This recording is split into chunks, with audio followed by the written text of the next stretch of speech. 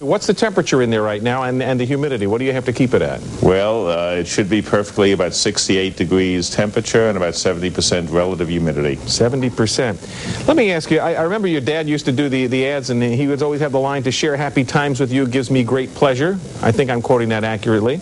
Very closely, yes. What's behind the latest pleasure associated with cigar smoking? Is this a renewed fad, or is it really something that was always there and has just come back again? No, I think it's a totally new situation. I think it's based on a new group of people, a different style of smoking, and particularly a different type of product.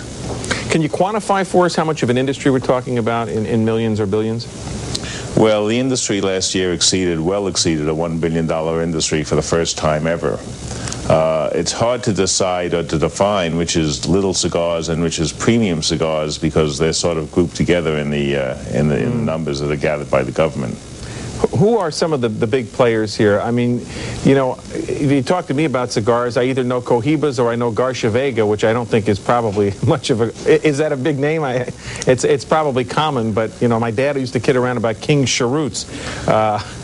What's hot out there these days? Well, I think you just hit both ends of the spectrum there, just about, and you're talking the Cohiba. But your big players are not necessarily the brands, but rather the manufacturers. Certainly you have General Cigar, you have Consolidated Cigar.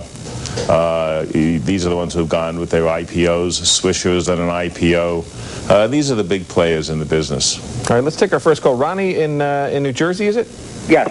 How you doing, Ronnie? Hi, thank you for taking my call. You bet. Hi, Ronnie. Hi. I was wondering if you could tell me if there's any specific cigars that you would suggest to invest in, and how to tell a good cigar from an average cigar. Are you talking about investing in the company or actually investing in a box of them with the thought, like wine, of keeping it for a long time? Yes, for a company and in a box of cigars. Can you do that, Joel?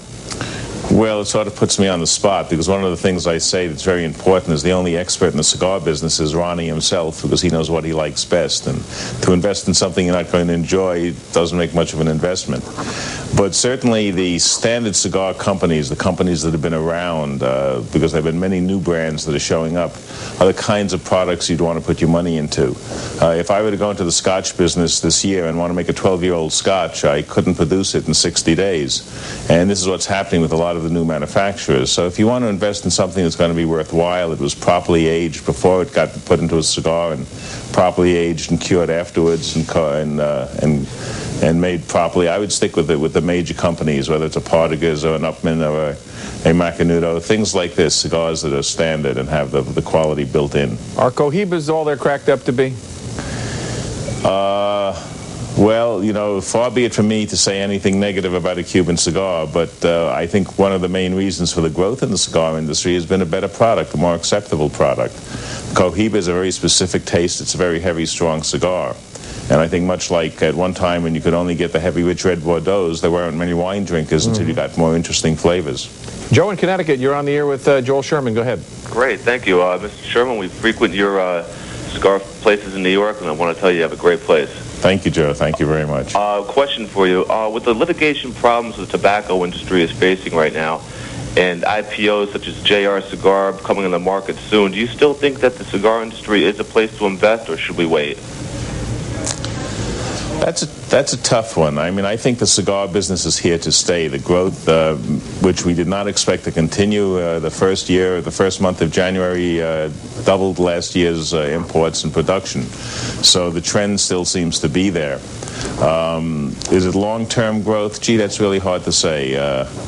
And I'm not trying to duck a question. I think that most of the purchasing of cigar stocks has been emotional and romantic rather than based on necessarily hard numbers.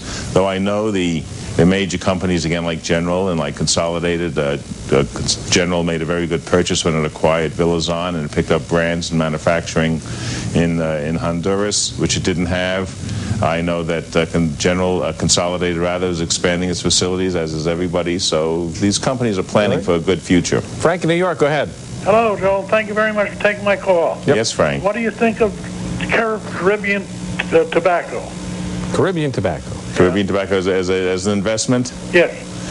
They're an awfully new player on the block. They they don't have a lot of history behind them, and they have an awful lot of debt to overcome to get into the ball game. So I'd let it rest at that. Joel, let me ask you, what effect would normalization of relations with Cuba have on the industry if, let's say, it happened in the next 6 months or a year? Well, I think it would have less effect than many people think, and I would propose the fact that it probably would happen the same way that was suggested many years ago, that raw tobacco or raw leaf be allowed to be imported prior to the importation of cigars, allowing the cigar manufacturers who have honored the embargo and honored the law a chance to blend it into their cigars and not get penalized for having obeyed the law. Right. But the truth of the matter is the growth of the industry has been based on the softer, smoother, more complex flavors of blended tobaccos as opposed to straight Havana tobacco. Real quickly, got about 15 seconds left here. How much do I have to spend on a cigar to get a good one? The average price of a good cigar should range anywhere from, let's say, $4 to $7. Should put you right in the ballpark. Pleasure to have you. Thanks for joining us. Appreciate it. Nice speaking with you. Join us again soon. Joel Sherman, President and CEO of tobacconist Nat Sherman in New York City.